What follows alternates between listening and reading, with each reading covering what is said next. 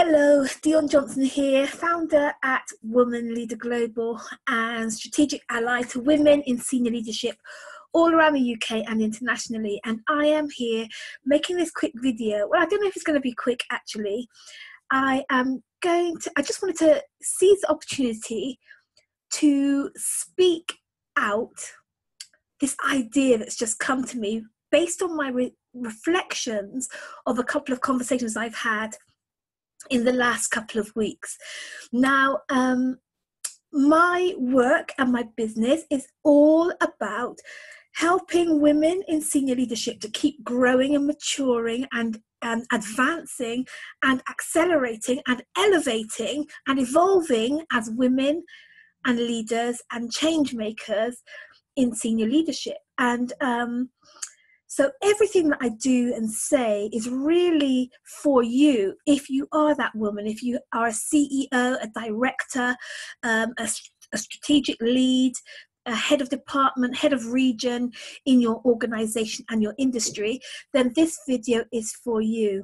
I'm really excited about sharing this message because, like I said earlier on, it's been inspired by my reflections of a couple of conversations that I've had, first with a friend who came to visit me a couple of weeks ago, and she is a director of a very large public service, and so it's a very high up position, really.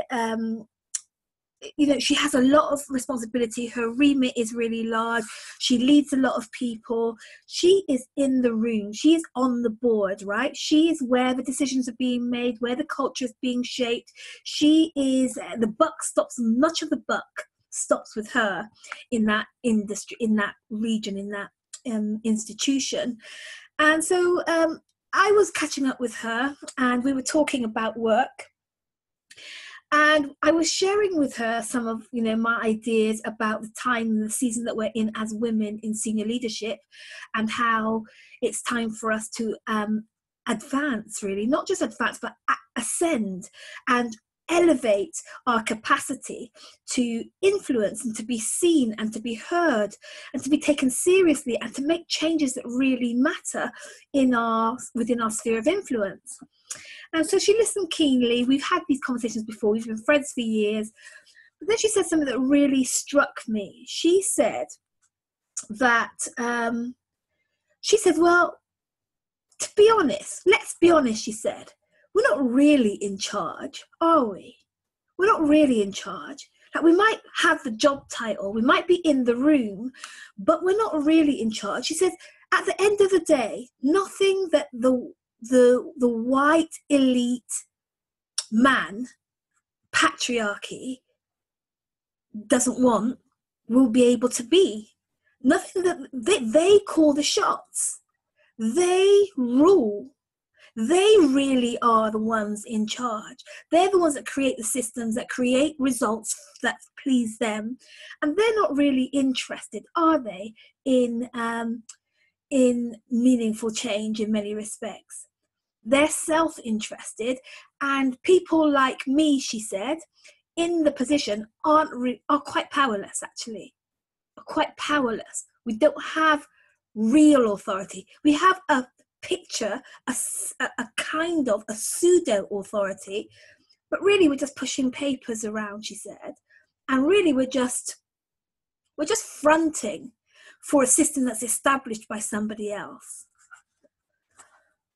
When she told me this, my heart broke again. Not because it's the first time I've heard somebody say this, because I know it to be true. And that's the thing, is that I just know it to be true. That a lot of women really do feel like their position is more like a token rather than a real opportunity to make meaningful, important, relevant change that matters to the people in the organization and the people that they serve. And that's a sad state of affairs. But this was triggered again when I had a conversation recently with another woman who was telling me the story of how she went for a senior position and didn't get it. And she was explaining to me the reasons why she didn't get it. She didn't apply well. Her heart wasn't in it. She didn't really go for it, and so on. And we spoke a little bit around, her approach to applying for this senior role. And she had this really big revelation as we were talking, that actually she realizes that it's just far too risky to be a woman who cares about her industry, a woman who cares about leadership, a woman who cares about making real meaningful change, to go for senior positions, because she said it would just be too risky.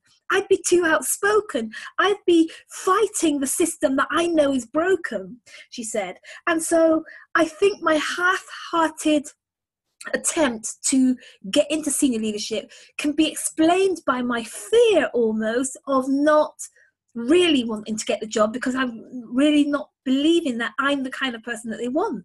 They want people who are going to be yesing to the system and perpetuating the system, not destructing it and destabilizing it. And so she decided that she wasn't going to, she said, I will never apply for it again. I'll never go for it again. I never want, in fact, I'm not even interested in it. And, as I listened to her, again, I feel that familiar burden around this issue. And so that's why I'm making this video. I want to share with you my idea on this. And the idea is simply this: that it's time for us to prepare for the supernatural. It's time for us to prepare for the supernatural. Now, I'm a woman of faith, right? And I know that a lot of people that watch my videos and listen to my message aren't necessarily people of faith, or from various backgrounds, faith backgrounds. So some are atheists, some are Buddhists, some are New Ageists, some are Hindus and yogis and spiritualists. All kinds of people listen to my video, but I want you to listen with an open mind as I share with you from my biblical worldview why I think it's time for us to really, as women, embrace and remember that the changes that we want to see in our industry, in our organizations, and the changes that we want to see in our industry, and the changes that we want to see in our world aren't going to happen by willpower and fight and brawn. It's not going to happen by our might. It's not going to happen by our will. It's going to happen with the supernatural. And let me just share with you why I say this. As I was pondering this just now, I remembered the story in the Bible, David and Goliath. It's a story, you don't even have to know much about the Bible to have heard about the story of David and Goliath. So David was the king of Israel, but he wasn't always a king of Israel. He was an abandoned, ostracized, ridiculed, banished young man whose family really disowned him and sent him out to go and tend to the sheep in the garden. And he was never really part of the clique. He was never really part of the in crowd, but he had a call on his life to be king. And the story has it that Israel had an arch enemy in the people of Philistine, the Philistines, who were skilled weapon makers, and they were skilled in technology and skilled in the technology of the day. They could make advanced weaponry, and they were really great warriors. And they were the arch enemy of the children of Israel, the people of Israel. And they had this chief soldier called Goliath, who was a giant. He stood, I don't remember how tall he was, but he was, 9 feet tall, I think he was, yeah. And he was really, really, intimidating. He was really intimidating, and he would go and stand in the morning at the gate and tell the children of Israel how he was going to have their guts for garters, basically. and how the children of Israel were doomed because the Philistines were going to eat them for their dinner, right? And that's how some of the issues that we can see as women in senior leadership, the higher we go in our leadership, in the hierarchy of our organization, in the hierarchy of our field, the more we see some really intimidating and powerful problems, some intimidating challenges, some traditions that we just know are not working, that shouldn't be there, things that need to be torn down, but they are so big and intimidating. They feel like they're part of the fabric of the organization or the industry or the world that we're living in, and it just feels like too much for little old me to have anything to do with, right? So this was the case. The children of Israel were being intimidated by the giant Goliath and his army. And then one day, the little boy David, and he was just a little teenager, was sent out to go and take the soldiers of Israel their lunch. And so he went to deliver the lunch, and then he saw this giant intimidating the children of Israel. Right? He sees the giant intimidating the children of Israel, and he thinks, hold on a minute, why are we putting up with this? Why are we tolerating this giant intimidation? Why are we dealing with, why are we cowering to this onslaught? Like, this is not on. Like, we're the children of Israel. We're the people of God. Why are we putting up with this? And so the story is in 1 Samuel chapter 17, and it goes on. There's so much in the story that I think I'll unpack in another video, but the bit that I really want to share with you is that David goes along, sees what's happening, and he realizes that he's got what it takes to face this thing, this Goliath. He's got what it takes to see that Goliath being torn down, because he realizes that it's not by his strength, it's by the God that he serves. He had a relationship, you see, with his God. He had a relationship with a force, with a power that's bigger than him, higher than him, more than him, stronger than him. And he had an intimate relationship with that power, that force. And so he knew that he didn't have to fight anything in his own strength. And so the Bible goes on to let us know that he, after some toing and froing with Saul, the leader of the army of the children of Israel, he gets commissioned to go and sort out this giant issue, this giant challenge.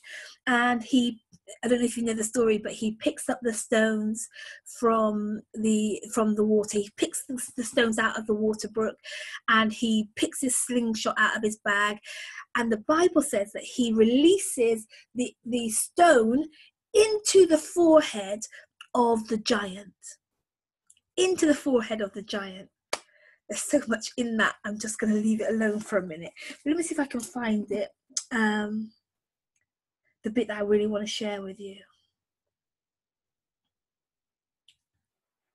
Yeah, so it was that when the Philistine arose and came and drew near to meet David, that David hurried and ran towards the army to meet the Philistine. Then David put his hand in his bag and took out a stone, and he slung it and struck the Philistine in his forehead, so that the stone sank into the forehead. And then listen to this, and he, the Philistine, fell on his face to the earth.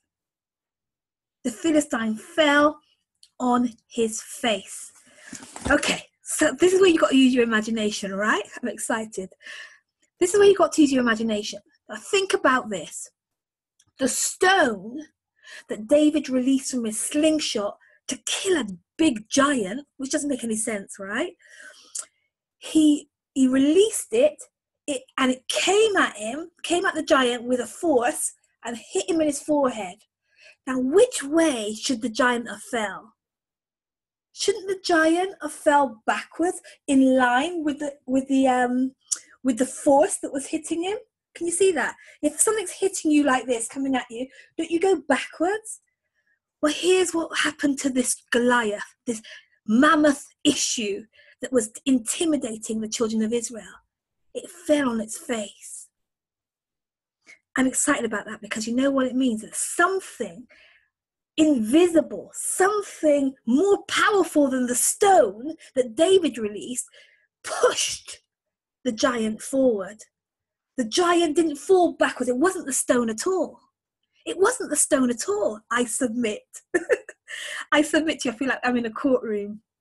I submit to you that it wasn't the stone at all. It was some kind of invisible force from behind that pushed that giant issue on its face. I think that's a signal, that's a sign, that's a metaphor for what we can expect as women in senior leadership, as we dare to stand up to some of the challenges that we're seeing right under our nose in our sphere of influence. We're not just tokens, we're not just puppets, we're not just there for our own self-service and accolade and applause. We're there to tackle these big, difficult, challenging, hard issues. But you don't have to do it alone. I love what Henry Thoreau said. Let me see if I can find this quote. Let's see. Yeah, so Henry Thoreau, he says, if one advances confidently in the direction of his dreams and endeavors to live the life, and I say lead the leadership, which he has or she has imagined, she will meet with success unexpected in common hours.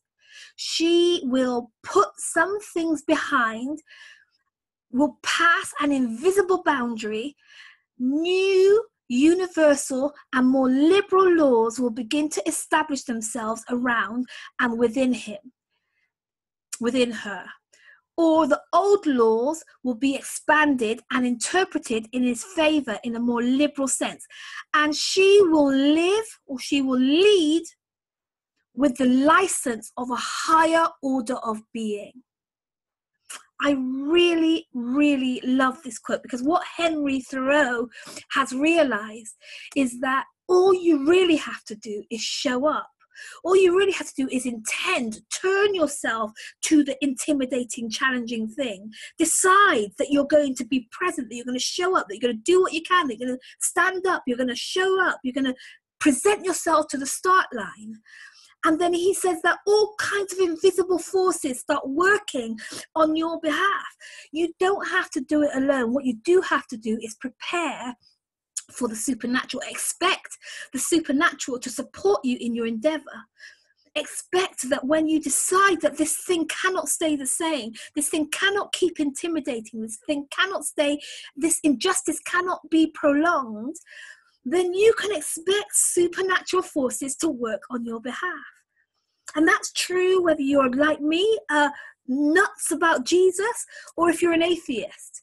If you decide to turn your heart to a noble cause that's for the greater good, invisible forces start working on your behalf, and it will push that thing. It will take your effort and back it. It will back your effort.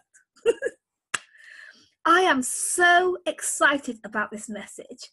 I want you to like it. I want you to share it. I want you to encourage those women in your circle who are leading in high places, facing day in, day out, things that they hate, things that they don't want to tolerate, but they feel powerless to. You let them know that I said it's time to prepare for the supernatural. My name is Dion Johnson. I'm the founder at Woman Leader Global. Click the link, get tied into this community. We are ascending to a whole new dimension of capacity to influence in our field. And I can't wait to support you with that. Get in touch and I'll speak to you soon. Bye-bye.